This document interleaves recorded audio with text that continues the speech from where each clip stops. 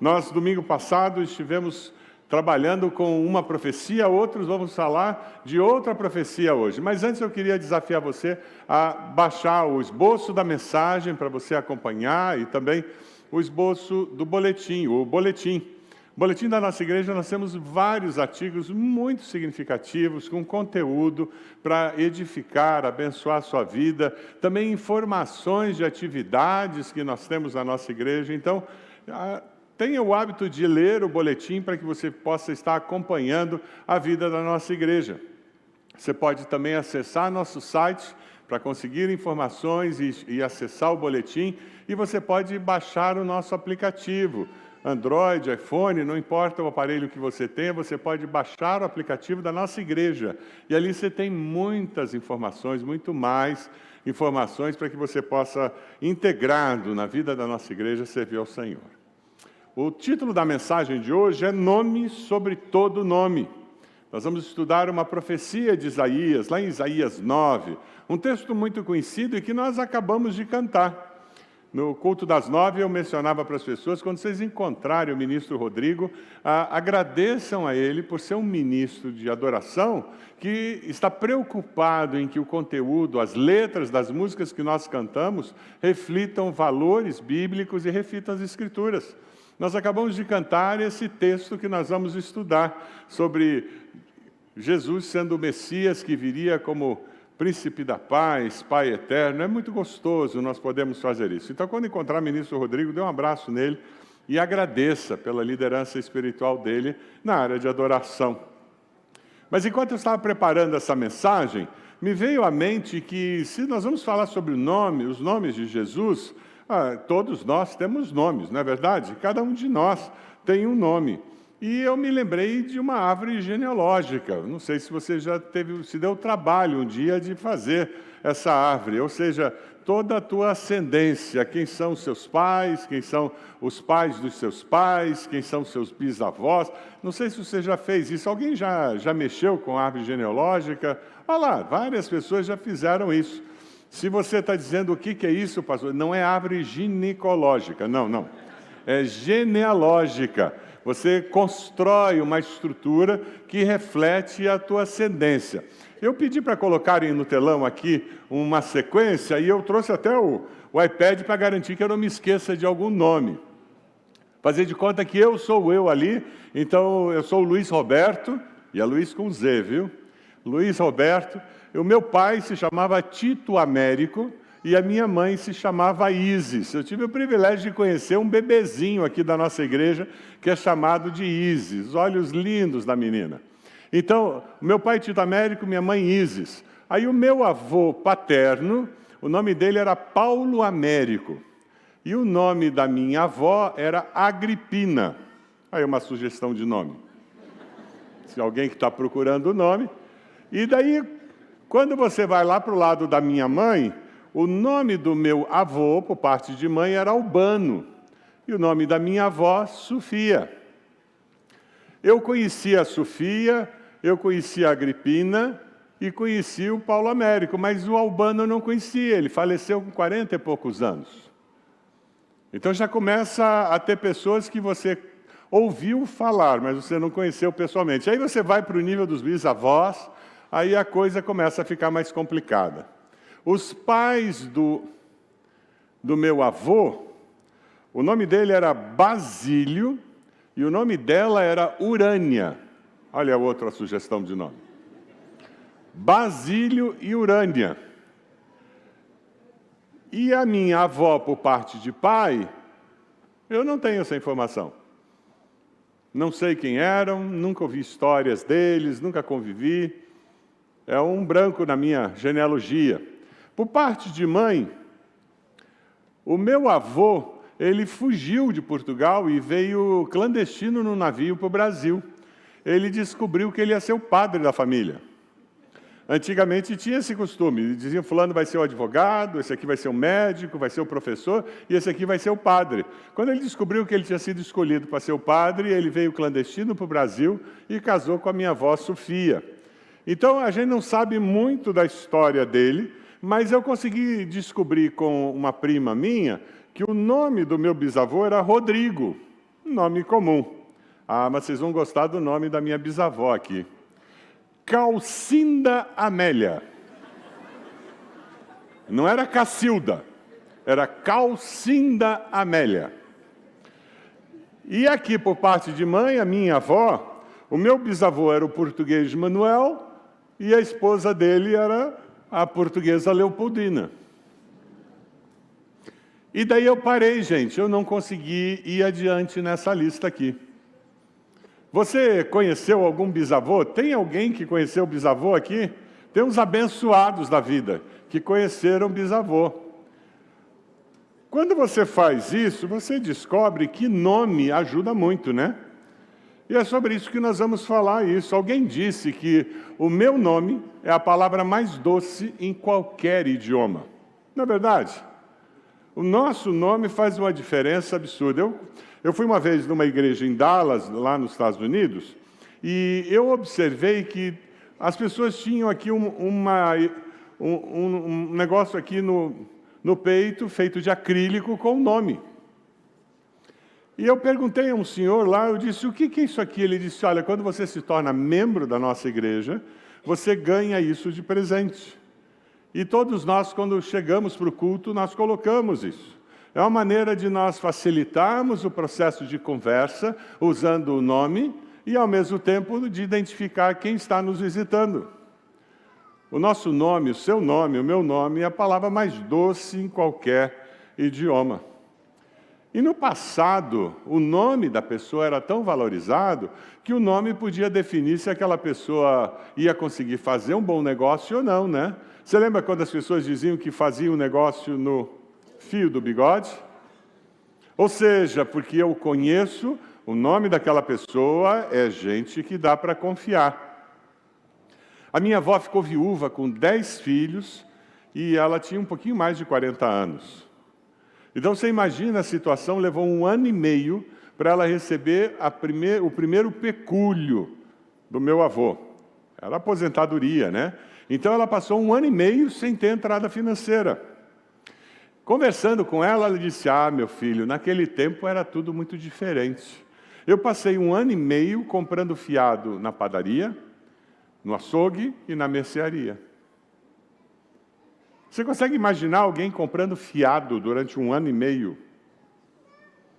Aí ela fez uma observação que é interessante. Ela disse, mas também se sabe como era, né? Naquela época, quando as pessoas sabiam que a gente era crente, significava que a gente ia pagar as contas. Que nem hoje em dia, né? É interessante porque naquela época não tinha o serviço de proteção ao crédito, né? Mas socialmente existia uma coisa chamada manter o meu bom nome. Quando você está com o nome no CEPROC é porque você está com o nome sujo, né? Não é assim que a gente fala? Porque está endividado. Foi institucionalizado uma dimensão cultural que existia, que era o nome da pessoa. No Oriente, onde Jesus nasceu, essa questão de nome é ainda mais forte do que por esse lado aqui do mundo. No Oriente, o nome estava muito vinculado ao caráter da pessoa, ao jeito de viver da pessoa. Lembra da história de Jacó, enganador, que muda de nome para Israel? Por quê? Porque mudou a atitude, mudou a postura dele com relação à vida. Quando nós estudamos a vida de Jesus e olhamos para o nome de Jesus, é importante lembrar que a escolha do nome lá naquela parte do mundo não era para agradar o tio, a avó, ou porque eu tive uma amiga que eu gostava muito que chamava esse nome. Quantos aqui tem o nome de um tio, de uma avó, de um amigo, em homenagem a alguém que os pais conheciam? Quantos têm o nome? Olha lá. O meu nome é Roberto por causa de um tio meu. O meu pai estava no exército em Salvador. A minha mãe ficou no Rio porque estava no final da gravidez. Quando eu cheguei, meu pai não estava. Quem levou minha mãe para o hospital foi esse tio com a esposa, que era irmã da minha mãe. E eu nasci. Esse meu tio sempre sonhou ter um filho. E adivinha o nome que ele queria colocar no filho dele? Roberto. Então, o meu nome foi dado, não foi pensando no significado. Foi pensando em homenagear alguém que tinha participado daquele momento. Talvez os seus pais tenham escolhido o seu nome por causa do significado. Você conhece o significado do seu nome? Olha lá, e o povo já vai para o Google agora. Primeiro culto foi muito interessante, porque ficou patente. Eu falei isso e, de repente, eu só vi todo mundo baixar a cabeça. Perdi o pessoal até eles acharem no Google qual é o significado do nome. Qual é o significado do seu nome? Pergunta para a pessoa do lado aí, qual é o significado do seu nome? Pergunta aí para a pessoa.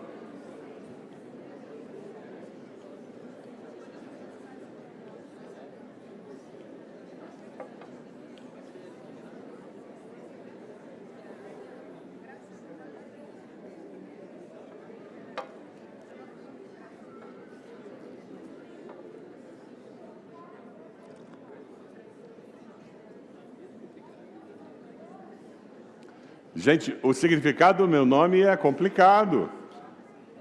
É um negócio meio vaidoso. Luiz significa famoso guerreiro. E Roberto, aquele que é famoso. Aí tá difícil a coisa, né? Aí tá difícil a coisa de considerar o significado do nome. Mas quando você pega o nome Jesus, você descobre que Jesus é a forma grega de Josué. E o significado qual é? O Senhor salva. Interessante, né?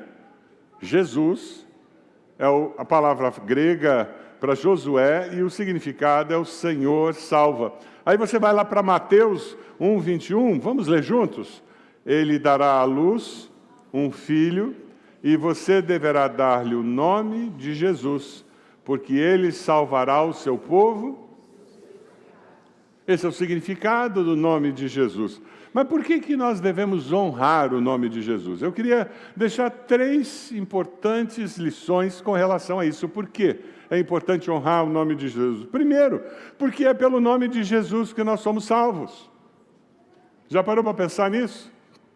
Ali, o que as pessoas pediram? Pediram para quem ia se batizar dizer que acreditava na Igreja Batista?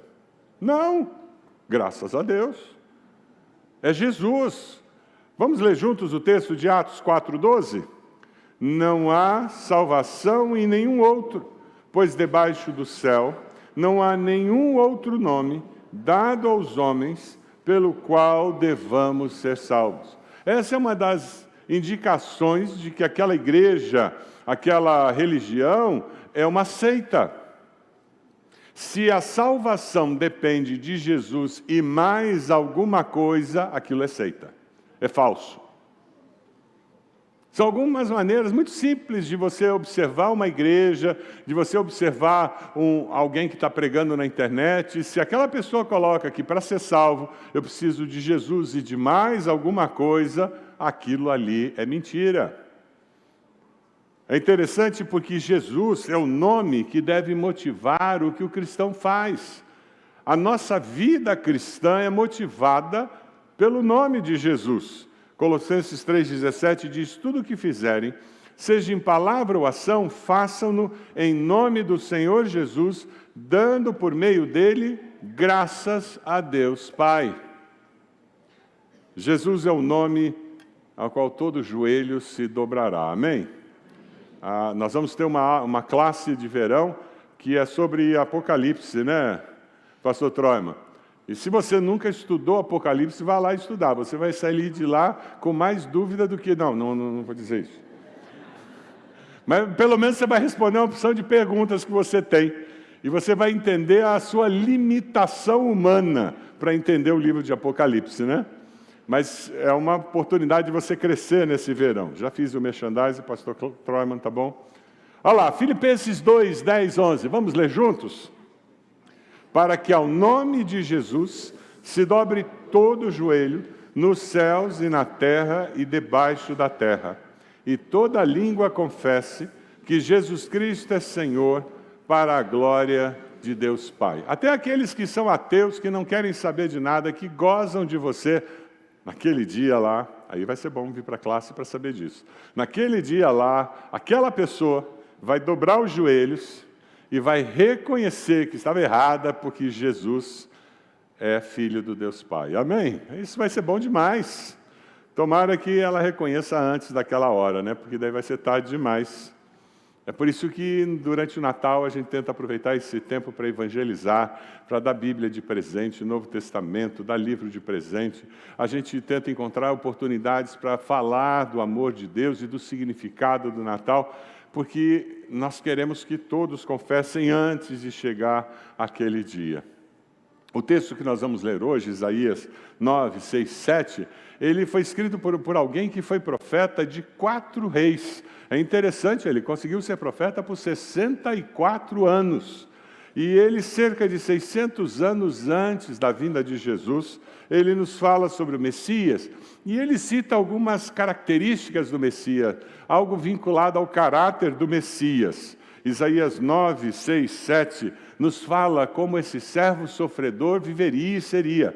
Porque um menino nos nasceu, um filho nos foi dado, e o governo está sobre seus ombros, e ele será chamado Maravilhoso Conselheiro, Deus Poderoso, Pai Eterno, Príncipe da Paz. Ele estenderá o seu governo e haverá paz sem fim sobre o trono de Davi e sobre o seu reino, estabelecido e mantido com justiça e retidão desde agora e para sempre. O zelo do Senhor dos Exércitos fará isso. Domingo passado eu preguei sobre Isaías também, numa profecia de Isaías, e eu falei sobre as 2 montanhas. Se você estava aqui domingo passado, você vai lembrar. Eu pedi a nossa comunicação para nos colocar uma imagem aqui para facilitar a nossa compreensão desse assunto. Vocês estão vendo ali 2 montanhas, uma menor na frente e uma grande com neve lá no fundo? Quando você olha essa figura, o seu olhar pode até bater na montanha menor, mas quando você vê, você está olhando para onde? Para a montanha maior, não é verdade? A tendência é ir para lá.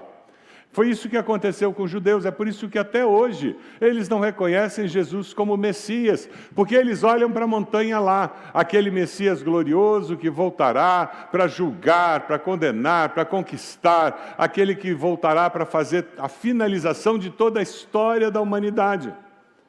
Eles não conseguem enxergar a montanha menor que tinha antes, profecias que estavam ali, que falavam do servo sofredor. Que Jesus viria para viver como um ser humano, viria para morrer e para ressuscitar. Eles não conseguem enxergar o Monte Calvário porque ele aparece pequeno na figura maior do rei majestoso que virá para conquistar. Nós somos privilegiados por podermos compreender isso. E entender que tanto na montanha menor como na maior, o Senhor está controlando a história da humanidade. Amém? Deus controla a história da humanidade, a história da sua vida, da minha vida. Quando Isaías fala do caráter do Messias, ele diz, ele será chamado. Ele usa esse conceito de nomes que o Messias teria, e o primeiro deles é Maravilhoso Conselheiro. Jesus é o maravilhoso conselheiro. A palavra hebraica ela fala de algo incomum, algo que não pode ser explicado. O profeta Isaías, em outro lugar do seu livro, ele diz, isso tudo vem da parte do Senhor dos Exércitos, maravilhoso em conselhos. Você está precisando de conselho? Tem alguma decisão que você precisa tomar e você precisa de conselho? Ele é maravilhoso em conselhos e magnífico em sabedoria. Você precisa de sabedoria em algum tema, em alguma situação da sua vida? Você pode abaixar a sua cabeça? Comece a colocar essa situação diante do Senhor. E diga a Deus, eu preciso de um maravilhoso conselheiro nesse momento da minha vida. Para saber o que dizer, o que não dizer. Para saber onde ir e onde não ir. Saber o que fazer e o que não fazer. Eu preciso de um maravilhoso conselheiro, que com conselhos que vão além da minha capacidade humana me desafiem a dar passos de fé, confiando que o Senhor está no controle da história da minha vida. Nós vamos celebrar o Natal, dizendo que ela dará à luz um filho, e você deverá dar-lhe o nome de maravilhoso conselheiro. Aleluia. Amém? Deus abençoe cada um de nós e que a gente encontre conselho. Sabe aquele conselho que você diz, mas isso não faz muito sentido, mas é isso que eu sei que eu tenho que fazer. Já viveu essa situação? E quando você obedece ao impulso do Espírito no seu coração, aquela testificação do Espírito Santo no seu espírito, você colhe a bênção de viver pela fé, porque o justo pela fé viverá. Jesus é um maravilhoso conselheiro, mas Jesus é também o Deus poderoso. Uau! Sabe quando você vai lá no hebraico, a palavra Gibor, que é a palavra que é traduzida como Deus poderoso, ela significa força, poder, mas me surpreendeu um significado que ela tem: herói. O Messias é o nosso herói. Quais são os super-heróis aí? Quem tem filho pré-adolescente sabe disso, e criança. Quais são os super-heróis aí que você está vendo o filme? Olha lá. Thor. Quem mais? Quem? Homem-Aranha. Olha lá. Quem mais? Oi? Superman. Batman. Flash. Eu não sei qual é. Qual é o seu super-herói?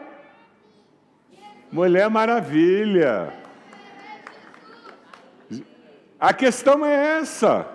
O nosso super-herói é Jesus.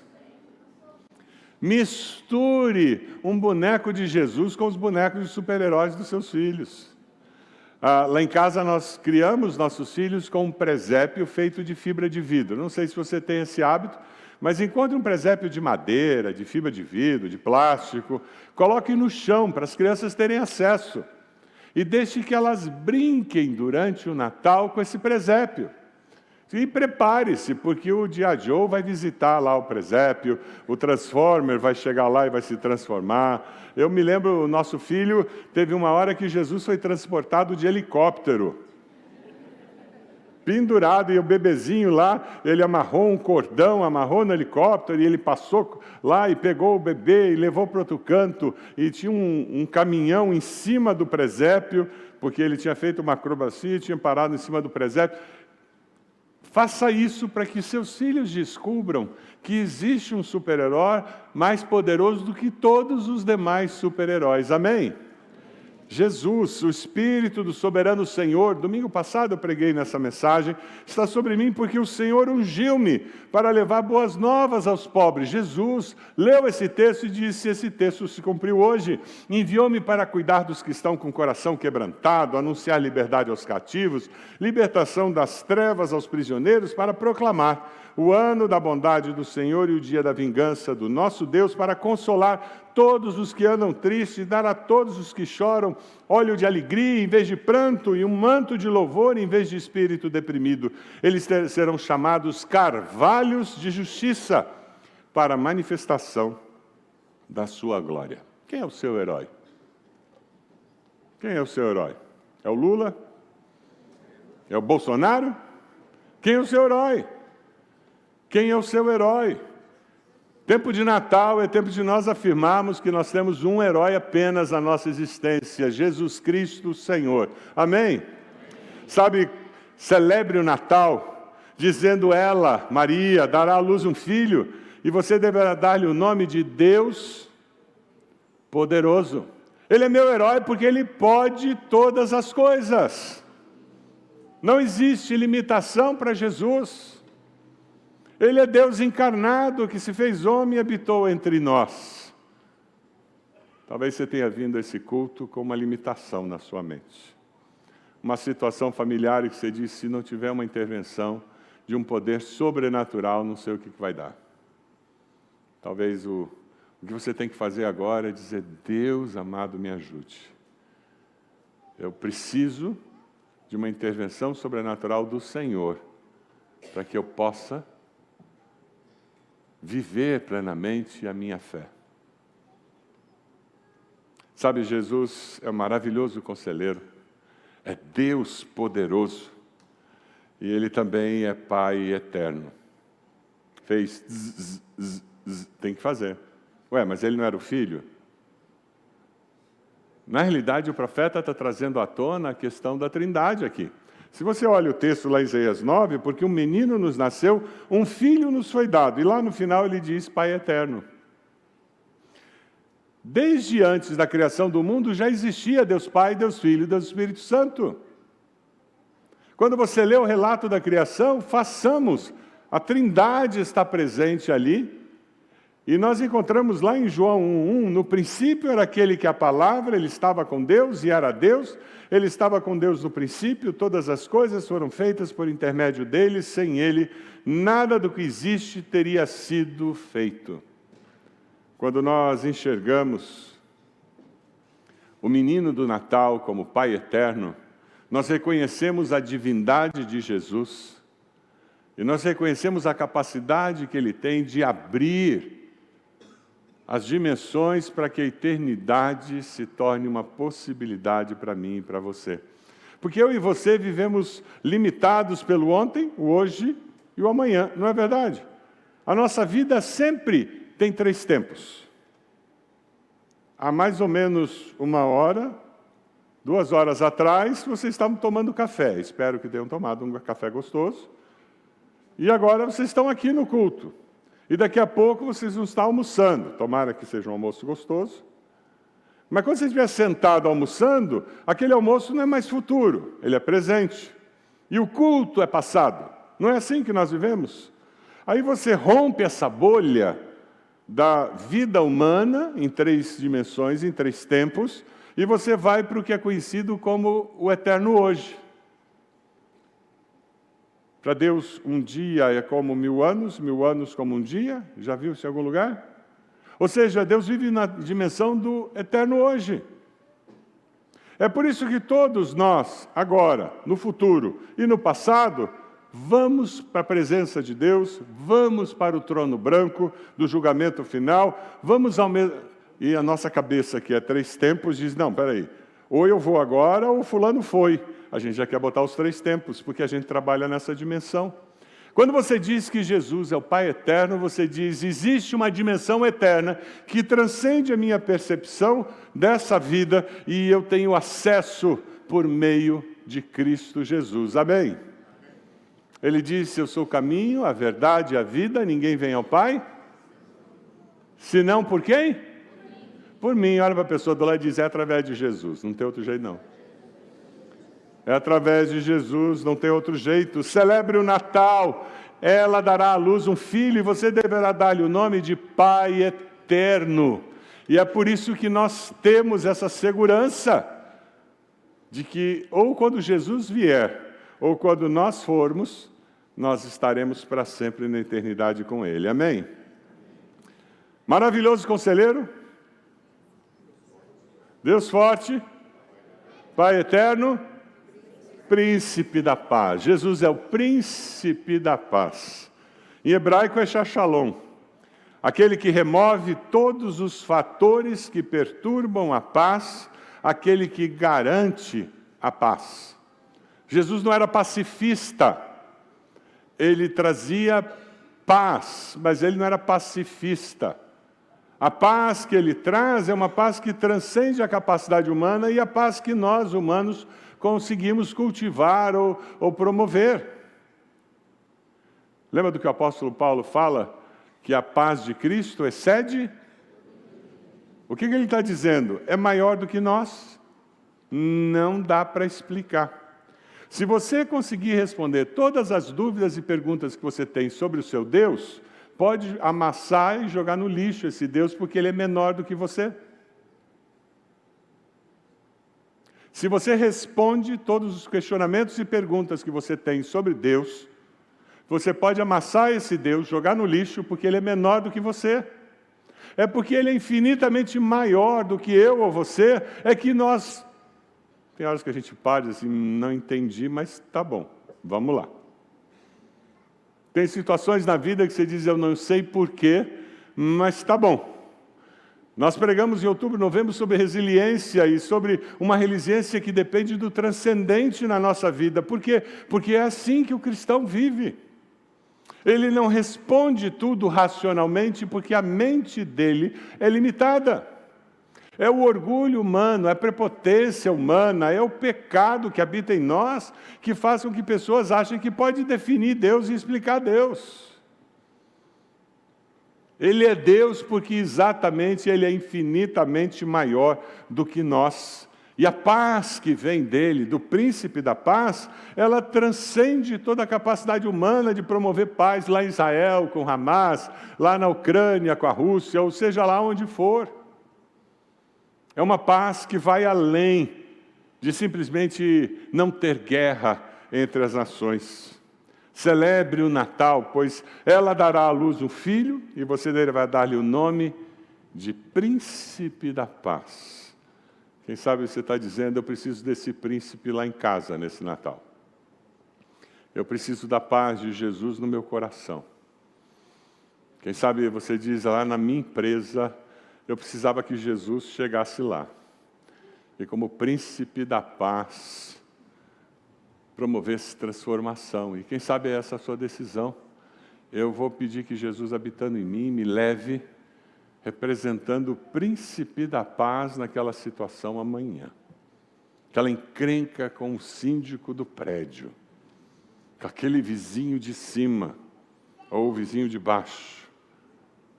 Aquela dificuldade com aquela pessoa que bateu no meu carro e não pagou. Eu quero que esse príncipe da paz me ensine a lidar com essas situações, para que isso não me tire do sério.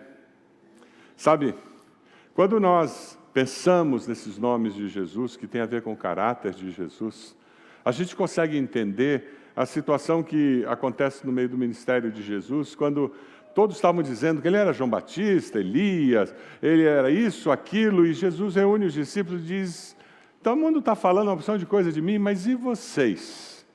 Quem eu sou para vocês? E Pedro dá uma resposta clássica, tu és o Cristo. Quando ele diz tu és o Cristo, ele está dizendo tu és o Messias, é o esperado. Não é nada disso do que essas pessoas estão falando, porque eu conheço, eu sei que tu és o Cristo. A resposta de Pedro é muito clara. Se eu perguntar para você quem é Jesus para você, qual será a sua resposta? Quem é Jesus para você? Eu não estou perguntando se vai ter Papai Noel no seu Natal ou não. Eu não estou perguntando se vai ter comida e mesa farta ou não. Eu não estou perguntando se você até vai numa igreja no Natal. Não é isso. Quem é Jesus para você? Ele é o maravilhoso conselheiro que te auxilia nas decisões da vida. Eu decido buscar conselho em Jesus e na sua palavra. Ele é o Deus poderoso em quem você confia. Eu decido confiar no poder de Jesus. Ele é o príncipe da paz. Eu decido buscar a paz no príncipe da paz e promover a paz do príncipe da paz. Quem sabe você vai dizer, Jesus é o Pai eterno, eu me arrependo dos meus pecados, eu confesso Jesus como meu Salvador. Você pode fechar seus olhos? Tempo especial seu na presença do Senhor. Responda ao Senhor aquele toque do Espírito, aquilo que Deus tem falado ao seu coração. Se você está aqui e você nunca confessou Jesus como Senhor e Salvador, eu queria desafiar você a fazer uma oração. Eu quero convidar você para dizer, Senhor meu Deus, eu me arrependo dos meus pecados, toma minha vida em Tuas mãos, eu confesso Jesus como meu Senhor e Salvador. Eu declaro o nome de Jesus como nome sobre todo nome na minha vida. Você fez essa oração? Enquanto todos estão orando, eu quero convidar você a levantar sua mão onde você está, bem alto, dizendo, pastor, eu fiz essa oração. Onde você está? Levante sua mão bem alto. Graças a Deus, pode abaixar. Graças a Deus. Mais alguém? Levante a sua mão bem alto aqui desse lado. Mais alguém? Levante a sua mão bem alto, dizendo, pastor, eu fiz essa oração. Graças a Deus, pode abaixar. Mais alguém? Levante a sua mão onde você está e depois abaixe. Mais alguém aqui desse lado? Alguém fez isso? Levante a sua mão. Você fez essa oração, confessando Jesus como Senhor e Salvador. Levante a sua mão bem alto. você vai viver um Natal diferente. Graças a Deus, já vi aquela senhora, pode abaixar. Graças a Deus, graças a Deus. Vamos ficar de pé. Nós vamos começar a cantar sobre esse nome. Eu queria convidar você que levantou a mão a vir aqui à frente, a colocar-se de joelhos aqui, nós queremos orar por você. Venha até aqui dizendo, eu tomei essa decisão ao lado de Jesus. Eu quero pedir às pessoas que estão começando a sair, que parem de sair, por favor. Esse é um momento muito especial. E a última coisa que alguém do seu lado precisa é que você vá buscar a criança agora. Tem tempo para buscar. Que você saia correndo para pegar o carro antes no estacionamento. Por favor, fique onde vocês estão. Obrigado. Agora você que levantou a mão, você pode sair do seu lugar e vir aqui à frente? Graças a Deus. Alguém já está aqui. Nós vamos começar a cantar. Peça licença, venha até aqui. Nós queremos orar por você. Amém. Graças a Deus. Deus abençoe. Deus abençoe a vida de vocês. Mais alguém? Olha lá, mais alguém. Olha lá, mais alguém aqui. Graças a Deus. Vamos começar a cantar. Nome sobre todo nome, nome sobre todo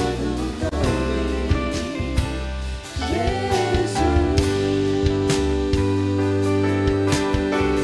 Jesus. Nome sobre todo nome, nome sobre todo nome.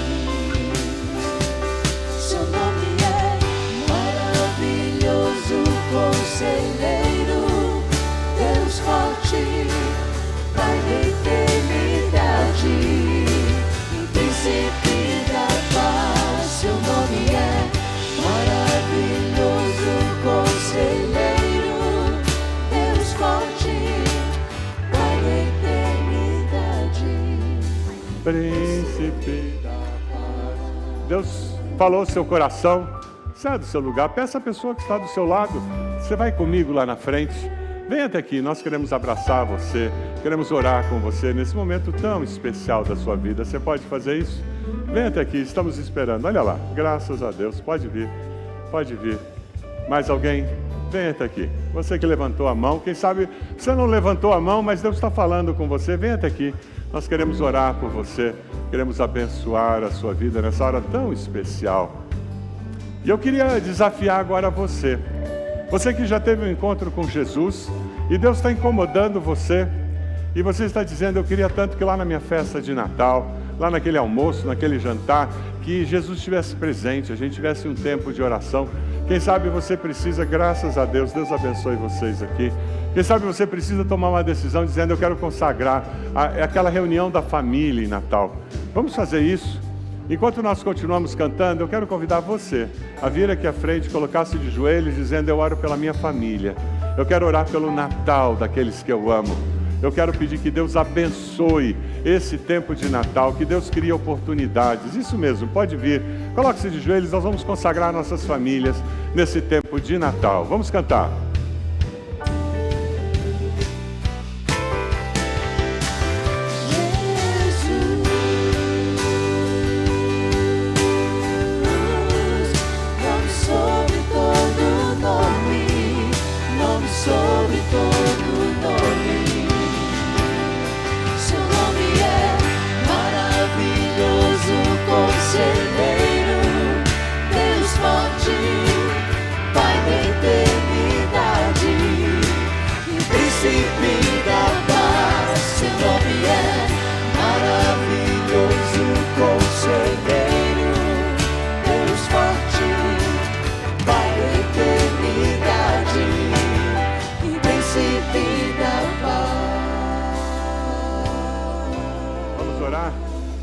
Deus amado, nós consagramos as nossas famílias ao Senhor. Me uno a esses irmãos e irmãs que estão aqui dizendo, eu quero que o Senhor manifeste o teu poder lá no Natal da minha família. Nesse tempo de Natal, Deus, traga manifestação da tua graça, do teu amor, do teu poder sobre cada uma dessas famílias. Abençoa, Senhor, as nossas famílias. Toma, Senhor, em tuas mãos as nossas vidas, que seja um tempo muito especial, esse tempo de celebração da vinda do nosso Salvador.